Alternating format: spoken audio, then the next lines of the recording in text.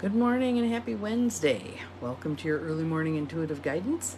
I'm Dr. Bonnie Nussbaum here with some words of wisdom for your day. Get you up and moving and thinking about things in a different light. So let's just settle in for a bit. If you want to start with some nice deep belly breaths. In through the nose, out through the mouth. Just settling in through the nose, out through the mouth. Good morning, Peggy. You're the first one popping on. Glad you are here. In through the nose, out through the mouth. Settling into right here, right now. Feeling a sense of opening within. Good morning, Abigail. Welcome. Everybody slowly popping on. There's Lucy. Good morning. Thank you for the sunshine. And Carolyn, welcome. So again, we're just settling in, opening ourselves to receiving this message for today, what part of it might be relevant for you. Again, we have the Wild Offering deck by Tosha Silver. Apparently there's more for us to learn here, so we'll see what we've got for today. Our card for today is Contentment. Good morning, Cindy. Welcome. Glad you are here. Contentment. It's got some little, almost looks like a holly around it. But let's see what words in this card chime for you. So just listen with the intuitive part of yourself. If it's helpful to close your eyes to do so, feel free. Not if you're driving, but feel free to close your eyes to just really soak in this message. Contentment. You can learn to rest in what you already have and already are. Good morning, Mel. Glad you are here. You can learn to rest in what you already have and already are. Suddenly you remember, I'm right here, resting in God. I'm right here, resting in God. So, what strikes you about that?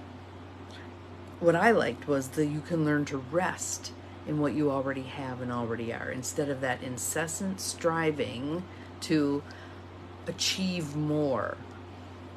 There's a tipping point. Yes, we want to offer our gifts to the world, but there's a tipping point where sometimes we can go overboard and not have some balance between the doing and the being. So let's go back. Yes, resting in God. So let's go back to the being. When we're in that state of being, we are truly resting in God, right? We're just at one with the universe, not pushing to obtain things that we think we don't have. Thank you, Cindy. I appreciate you posting that. It's not about the having.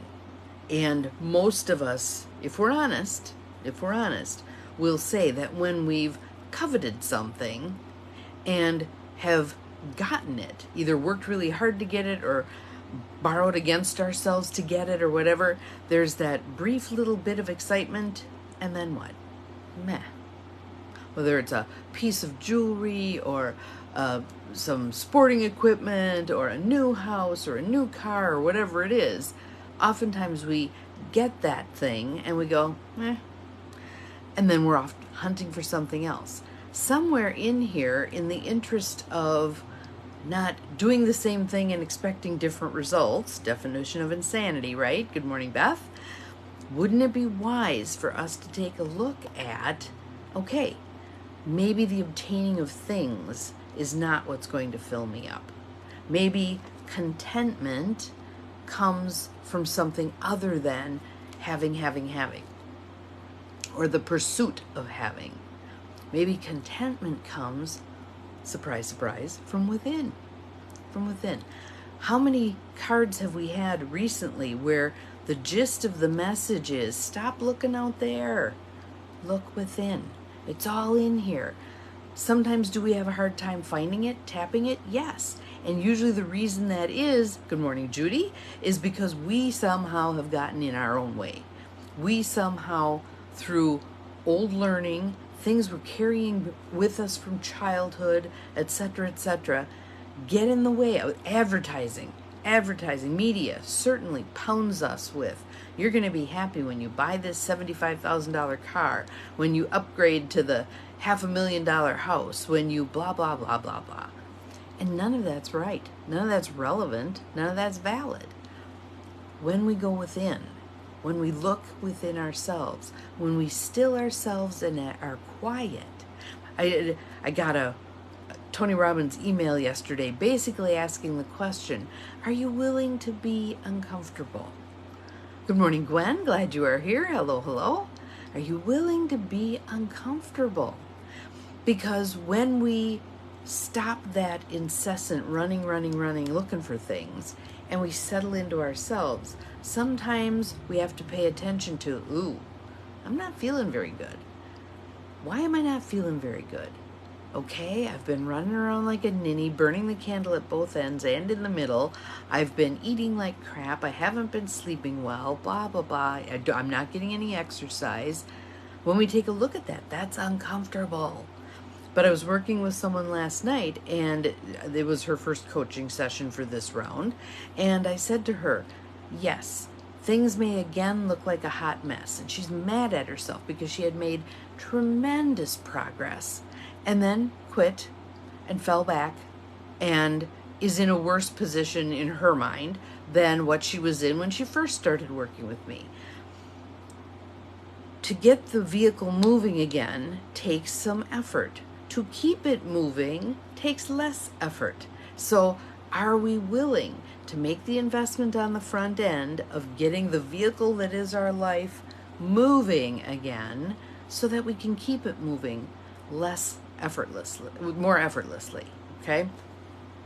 So, and one of the things that I told her was, as you start working your program again, as you start paying attention to your finances and writing down what you're spending and making a concerted effort to decrease your debt, you're going to get to the point where the universe, it responds in kind. Okay, she's taking this seriously now. She's paying attention now. She's doing her due diligence.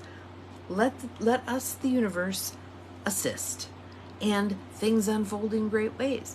The other day I had a check for $228 show up, and I'm like, what the heck is this for? It was refund on premiums I had paid on my insurance, my health insurance for 2022. And I'm like, perfect, great, I'll take it. Stuff can come out of nowhere when you have aligned yourself in a way that is open to receiving. So, job. If your job is not satisfying you and you're going, well, I only have 3 more years before I can retire. Really? 3 years of sitting in that kind of not happiness? Is it worth it? Is it worth it? Some people would say yes. Some people will say no.